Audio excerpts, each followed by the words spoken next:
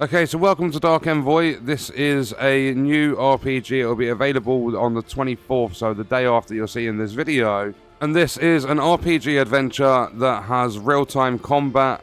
It's also tagged to be an isometric RPG, and it's also going to have online co-op when it does release. However, it did state at the bottom when the game was loading that this is a demo version of the game because I've been given early access to it. So I'm expecting a few bugs here and there, and there's possibly going to be a day one patch or something that when the game releases. I'm on like a review build of the game, so there could be things that are different when the game actually launches for everyone to play. But jumping into the settings, you have your nickname. I'm actually going to change that very quickly. No, not Bilatar, Bilathar. So we've got an English, normal difficulty. You can change the difficulty. There's 5 different versions, all the way from story to insane. So I'll be keeping it on normal for my playthrough. So we've got auto progressing dialogue. We can hide the headgear. There's quite a few options there in the general. And then if we go over to the interface, we'll apply those changes. We have the UI size, edge panning, screen shake and stuff. I'm going to turn that off. I've never been a fan of screen shake. Then you've got like tactical mode, post-processing and things like that. With the display, you can change the resolution and frame rate and stuff. And there's also VSync, which I've turned off. Graphics, you can change all the settings here. I've just left everything default. But you can change your things like anti-aliasing, depth of field, bloom, and all like everything like that. There's quite a few different options to change the quality of the game. Then you've got your audio and you've got your input, which is skill hotkeys, first selected slot. And it tells you all your controls and stuff there. So what we're going to do now is jump into the game. Okay, so we've got 2 characters we can edit. We can either go with Kayla or Malachi. I'm going to choose Malachi. Oh, okay. There's quite a lot to change in the look of your characters. You've got different faces. How many are there? Oh, there's literally 4 faces. But I don't know if there's going to be more when the game does release. You can change your skin color and stuff. I'll leave it like that. And I'm going to go with face number 2. Why not? The hair, you can make it red, make it white. I'm going to go with white hair. And there's not too many hairstyles, but there's an okay amount. Let's change it back to white. And then facial hair, there's not a lot. And you can't go with like a big full-on beard or anything like that. So I'll just leave it at number 5, and then you can change the color of the eyes. So we'll go blue eyes. So we're going to be a famous Yu-Gi-Oh card. We're going to be Blue Eyes White Dragon. Then you can change all the makeup. Yeah, okay. I'll leave all that, but you can change all the scars. There we go. We'll have a massive scar going down the side of our face. You can even have war paints and stuff. So that's pretty cool. Let's go to our class. Okay, so we have 4 here. Adept, Engineer, Ranger, and Warrior. So 14 health per level. 2 whatever that is per level. I'm guessing that's a carrying weight or something. And you've got your skills here. So charging the target direction, dealing 40 damage, and inflicting shaken for 20 seconds on all enemies in your path. You get 12 per level, 3 per level, 35, 8, 4, 35, and 6, 5, 30. And they start with different amounts of health and whatever that diamond is. And all the skills are different. I'm going to go with... Let me start as a warrior. Okay, and then at level 7, you get different specializations as well. Is that with all of them? Yeah, every single one has 3 different specializations. So you have things like Combat Medic, Sorcerer that harnesses the powers of both life and death. Their mere presence can encourage and grant vitality, allowing allies to reject their own limitations. So I'm going to choose to play as a warrior, just standard, because I can't choose any of the specializations. Okay, so we get Might, which is crit chance weapon damage. Speed is attack speed and cooldown reduction. Endurance, which is your health, the tenacity, and weight capacity. The diamond's your mana, so there you go, that's quite important. And then you got your skill power as well, and then health regen and mana regen. You know what, I'm going to be boring. I'm going to put 1 point in each to start the game with. And it shows you the percentages it's changing by. So we've got like 10 max health there and an extra 1 weight capacity. 2 extra mana, and then we've got lifesteal. Oh, you get lifesteal as well. Okay, so new things pop up, and then as you'll see, when you get to level 10 in your mastery, you get 25% crit damage. When you get to 10, you get 10% max mana. So that's actually really, really good. So we've got all of our stuff over here, your XP and everything like that, your damage, your final DPS is 9.9, skill power 5%. And then you've got 3 different tiers for your stats. So it's quite in-depth already, and we've not even got into the game. Then you've got equipment, protector set, berserker, brawler, or backstabber. I'll go with protector. Okay, so the summary... Wait, do we edit both of them? I'll leave Kayla as she is. Oh no, I have to do Kayla. Okay, I'll do a quick flick through. Okay, so with Kayla, I've put her as a ranger. She's got a higher DPS to start with. We'll leave it default, and I've made her Red Eyes Blue Dragon. So we've got Blue Eyes White Dragon, Red Eyes Blue Dragon. I don't even know if that's an official Yu-Gi-Oh card, but it sounded good. So we're going to start the game now that we have a ranger and a warrior. And I believe they're siblings. It mentioned something when I was changing. If we quickly go back to not the attributes, the class, no, the look. Here we go. This feature is not shared between siblings. But there will be something. I'm guessing they're both siblings. And here we've got a little description as to the difficulty. Casual for players mainly interested in exploration and plot. Less punishing difficulty, suited for newcomers to the RPG genre. Default meant for experienced players. Challenge for the most hardened veterans. And it's been nice knowing you. I like the description for insane, but I'm sticking to normal. Okay, so there's a little bit of story and everything before you get into it. There's cutscenes and stuff, but they are skippable. And that's what I decided to do. So to move the camera, move the cursor to the screen's edge, press the arrow keys or hold the middle mouse button, so I use arrow keys for that. Hold Alt to rotate the camera, they can be changed in settings. All tutorials are stored in the Codex tab of the player menu. And then there's right mouse to move. Look at the statue. One of the many remnants of their mysterious disappearance, of the ancients that is. To attack, click an enemy with the right mouse button. To use a skill, click on its icon or press the button. So we've got Q and W. Read skill descriptions to learn more. So you can hover over them and see what they do. Charge into the target direction. Gain magic, shield and armor for 15 seconds. So I can actually go with W straight away. Tactical mode automatically turns on when combat begins. It slows time so that you can appraise your situation and issue orders. You can press spacebar to turn it on or off, and the tab key switches between slow motion and pause. Click on an enemy to lock their pop-up in the upper left corner of the screen. Okay, so you can see that they're stingers, they're scorpions. Want to attack it? I've turned off the slow motion. Okay, so we got rid of that scorpion, the first one. There we go. The grey part of a health bar is a magic shield. A fraction of all damage that exceeds your shield is converted into wounded HP. The red part is your wounded HP. It doesn't regenerate and it can't be restored using skills. Okay, so something that might be important to some players is when you're playing on your own, you can save the game. I'm not sure if you can do that in multiplayer. And with the scroll wheel, you can zoom out.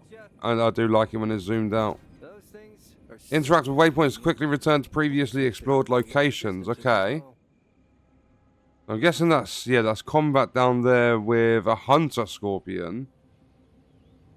And there's quicksand. Okay. And we've got a map in the top right corner. I'm taking a lot of damage right now. I don't know if this is a set piece of a tutorial. I like the bar at the top. It tells you the enemy reinforcements and the percentage of them that you've done. And we got ourselves some loot. We got 2 gold. And there's a chest as well. Ooh, 6 gold, 1 iron, and a chest plate.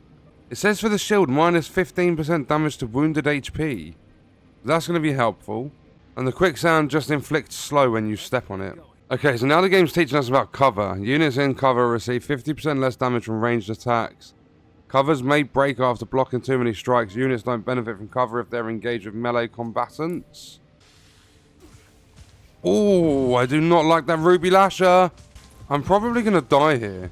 I've only just survived that. And I've got a lot of wounded HP. 2 gold off it. Let's get going. I don't want to initiate any more combat. And there's another 2 enemies up here. They're just stingers. There's a healing fountain. I need to get to that. Oh, you can't use them when you're in combat. Not good. Nice. The healing fountain got rid of our wounded HP there. So are we allowed to use the healing fountain again? Just destroying cover as we go along. So we can. That's nice to know. So we found a scavenger's note. He's a liar, promised good deals, gave us some counterfeit crap, don't do business. Okay, so that's a note of law. Oh, we got one-handed wand for magic. And some gold to go with it. Then if we press I, we can come in and see our weapon. I'm not switching a sword for a wand. Not on a warrior anyway. So we did get a skill... Oh, 25... Okay, I never put the points in. There's a skill tree? Does that... Okay, that doesn't move up or down or anything like that. You get throwing axe, martial training, high wall, healing pulse, strong will. And you've got your list of quests. There's the codex. There's going to tell you loads of stuff. You've got research, crafting, enchanting. Oh, we've got a little teleport thing. So this is how you fast travel across the map. Oh, look at that. You teleport really quick. I like it. Ah, so now we can drag our cursor and select all characters. And we've got the different skills available. Oh, when you've got multiple characters selected, each command issued will apply to all of them. To select a single one, click it with the left mouse button or press the corresponding key 1 or 2. Is that going to hurt? I don't know if that hurts Malachi. Oh no, I don't think it does. What are they doing here? Okay, so there's no friendly fire, which is nice. Got a chest over here. A protection ring. Some iron. A soul core. And 12 gold. And then when you're in your inventory, if you want to switch, there's icons at the top left. And it did the same thing with Kayla with the attributes. So just, when you're playing the game, just check that your attributes are actually applied. So there's difficult combat ahead when you get the encounter barriers. Once you start a battle inside, you won't be able to move out of the area. But allied units can still join the fight. So this is a tough battle. We'll unlock this teleporting thing. There we go. Waypoint unlocked. I'm down. Okay. Kayla's just died. Knock him out. She's dead again.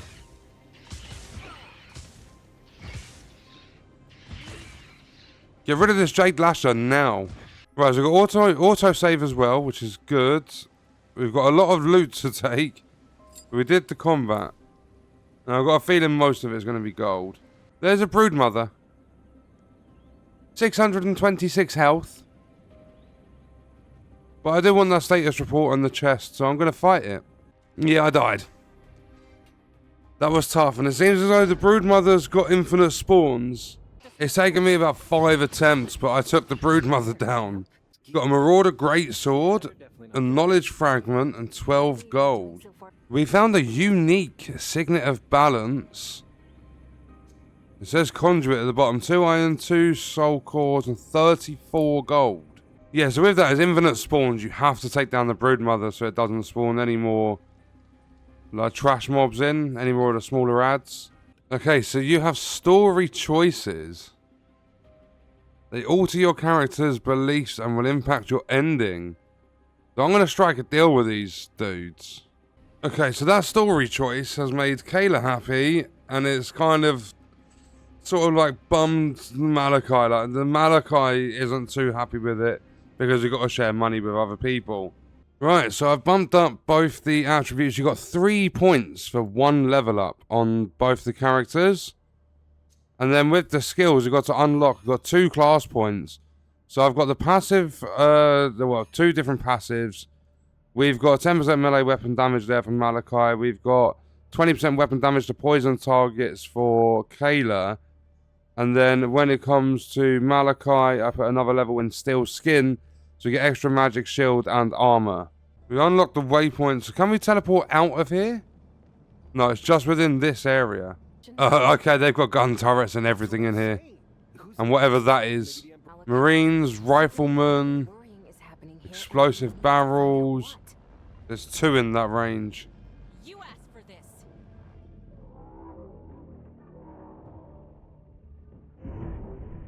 There you go, some nice early damage. Need to get out of the range of the turrets.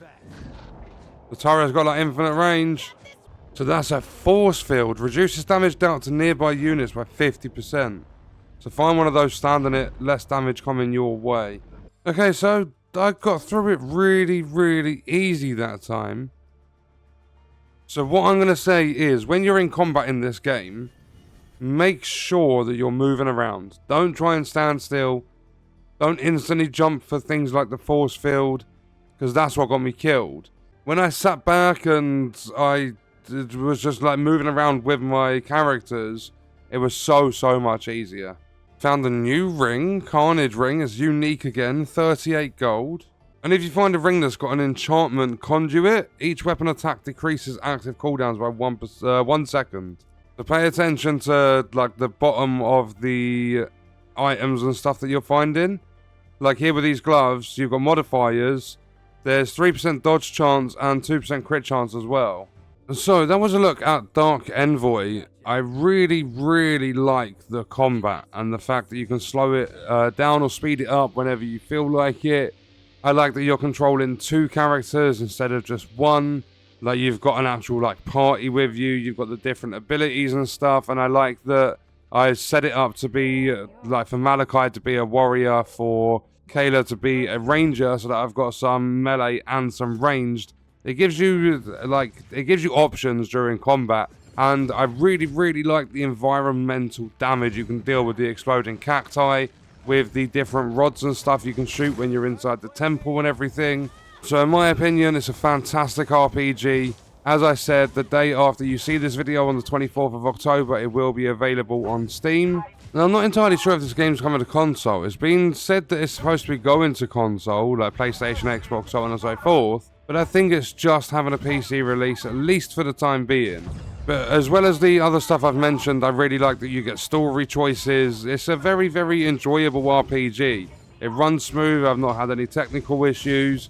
And it does require some beefy specs. For the recommended, which is to like try and reach 1440p 60 FPS high settings, you need a 3060 Ti or an AMD Radeon 5700 XT. You need 32 gig RAM and an i7 10700 or a Ryzen 7 5800X. But I play 1080p 60 FPS, I leave things on default, or I typically play around medium sort of settings. And for that, which is the minimum for this game on the Steam system requirements, you need an i5 6500 or a Ryzen 5 1600, 16 gig RAM, and a GTX 1060 or an AMD Radeon RX 580.